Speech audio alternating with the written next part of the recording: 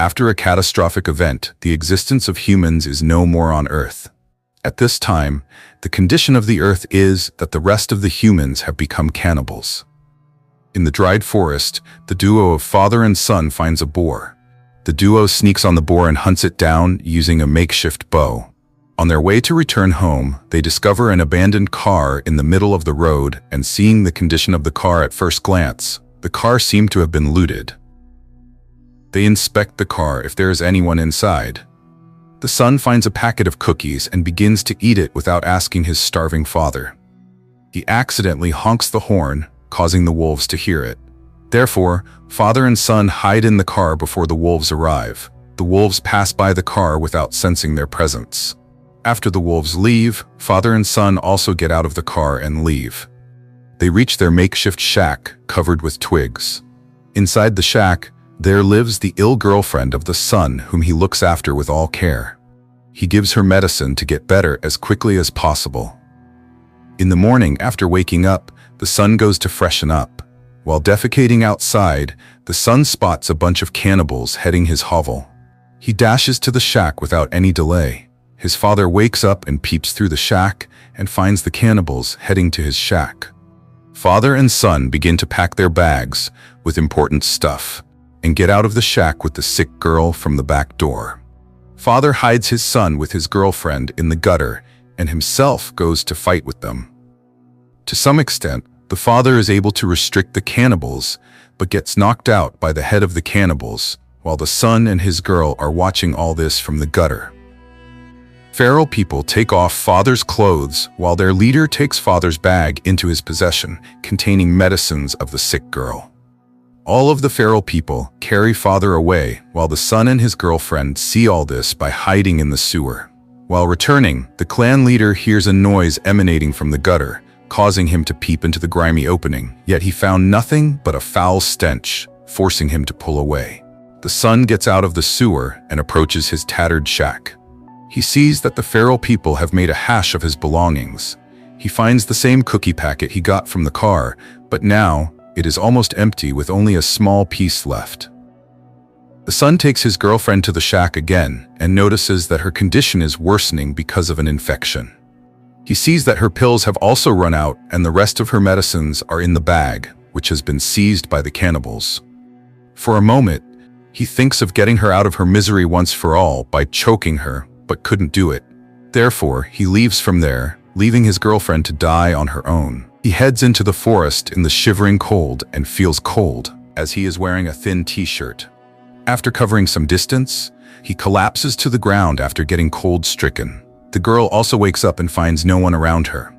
She tries to kick open the door tooth and nail but can't, because this act hurts her infection too much. The man regains his senses and begins to pursue a little boy. The little boy gets scared, prompting him to dash to his decrepit shelter and reaches his grandfather. The man also arrives there and breaks into the room. The man does not hurt the elderly man and his grandson. Instead, he steals the pants and puts them on, and then snatches the jacket of the elderly man. He steals his shoes too. Following this, he comes out. In the woods, he follows a trail of blood that leads him to the ashes of a human body, meaning whoever he was burnt to death by the cannibals. Perhaps he was the son's father. That's why he buries the skull in the ground to pay homage to his father.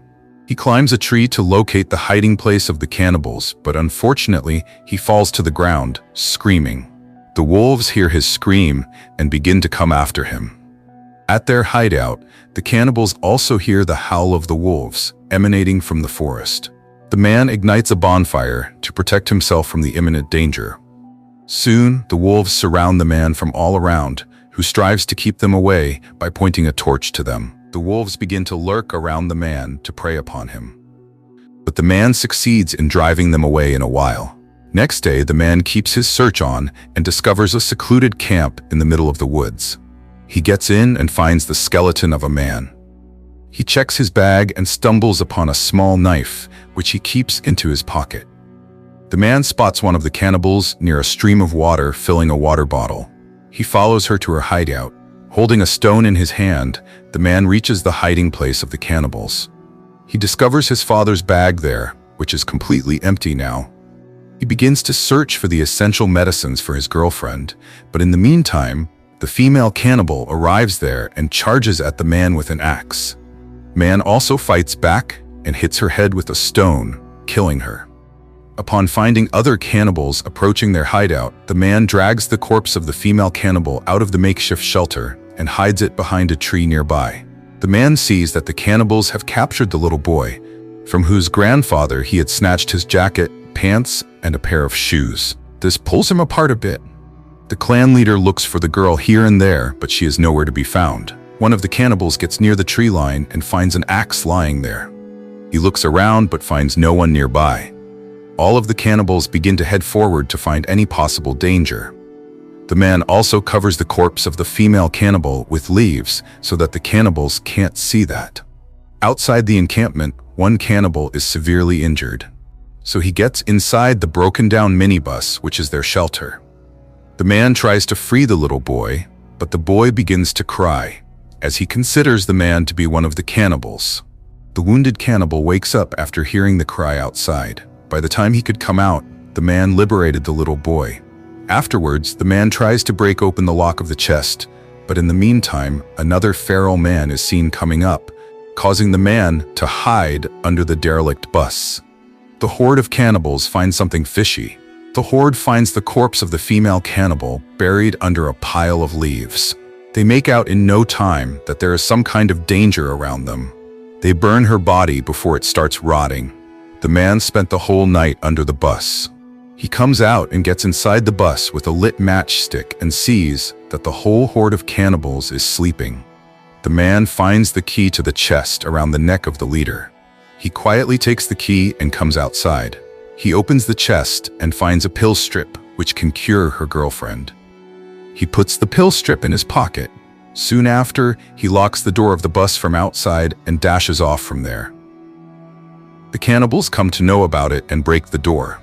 The man takes to his heels and desperately strives to reach his shack, while the cannibals have also come out and begin to beat the bushes for the man.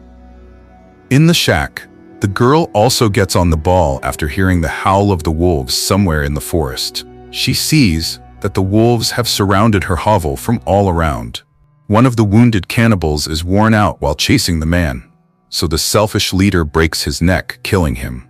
The gang of cannibals almost get hold of the man, but the man manages to keep running. Next, the girl is terrified of the wolves that are bound to eat her alive. The man struggles to save his life while the cannibals try to chase him down. The man runs to the same devastated workshop-like structure where he bumped into an elderly man and his grandson. Having reached there, he sees that the elderly man has been brutally killed by the wolves. The man comes out with a heavy heart, unaware of the fact that the cannibals behind him are running towards him to kill. One of the cannibals hit the man with an axe, knocking him out. Next, the man comes around while his hands are tied backwards. He crawls up to a whistle lying near. He grabs the whistle in his mouth and blows a whistle, causing the wolves to howl while heading towards them. The cannibals begin to pull away from there for fear of the pack of wolves rushing towards them.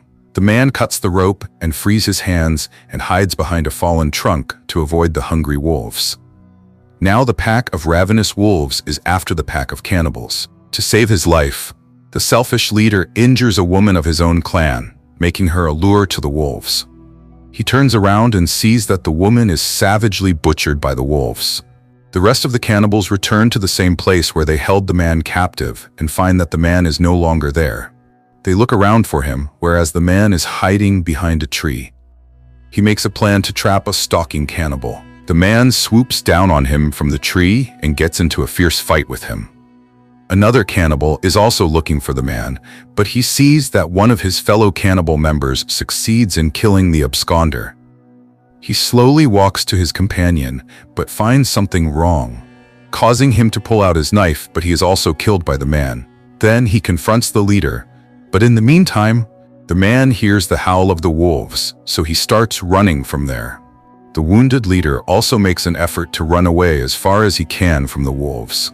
The man finds an abandoned and shattered house in the woods. He gets to the house and sees a skeleton of a woman. He finds a gun near the skeleton.